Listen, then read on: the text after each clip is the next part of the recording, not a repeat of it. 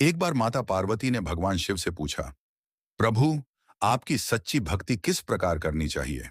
भगवान शिव मुस्कुराए और बोले, देवी, सच्ची भक्ति के लिए दिखावे या महंगी वस्तुओं की आवश्यकता नहीं होती। यदि मन में सच्ची श्रद्धा हो, तो भक्त की छोटी सी भेंट भी मुझे प्रिय होती है। फिर भगवान शिव ने माता पार्वती को एक किसान की कथा सुनाई। एक गांव में एक गरीब किसान रहता था। वह प्रतिदिन अपने खेत में काम करने जाता था। समय की कमी के कारण वह मंदिर नहीं जा पाता था। उसके खेत में बेलपत्र का एक वृक्ष था। एक दिन उसने उसी वृक्ष के नीचे मिट्टी से एक छोटा सा शिवलिंग बनाया। वह प्रतिदिन घर से अपने लिए थोड़ा सा भोजन और एक मटकी में पानी लेकर खेत पर आता।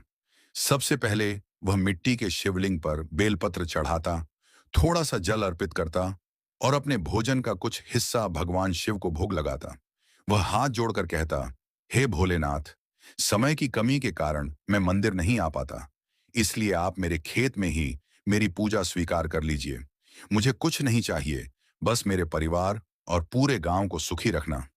किसान की भक्ति इसी तरह प्रतिदिन चलती रही। कुछ समय बाद उस गांव में भयंकर अकाल पड़ गया। बारिश बिल्कुल नहीं हुई। तालाब और कुएं सूखने लगे, खेतों में दरारें पड़ गईं और पेड़ पौधे भी सूखने लगे। लेकिन किसान ने अपनी पूजा नहीं छोड़ी। जिस बेलपत्र के वृक्ष के नीचे उसने शिवलिंग बनाया था, वह वृक्ष भी पूरी तरह सूख चुका था।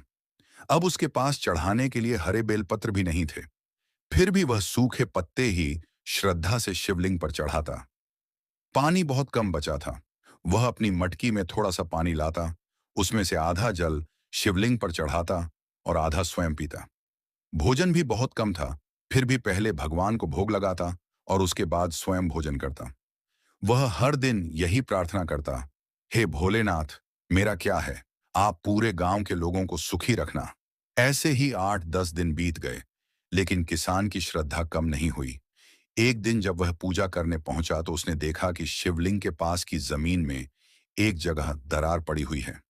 उस दरार से नमी दिखाई दे रही थी।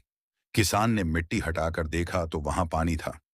उसने और खुदाई की तो उसे जमीन के नीचे पानी का एक स्रोत मिला।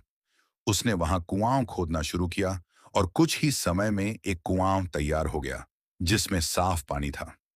किसान बहुत प्रसन्न हुआ, लेकिन उसने उस पानी को केवल अपने लिए नहीं रखा।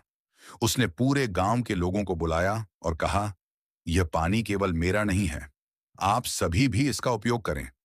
उस कुएं के पानी से गांव के सूखे खेतों में फिर से हरियाली आने लगी।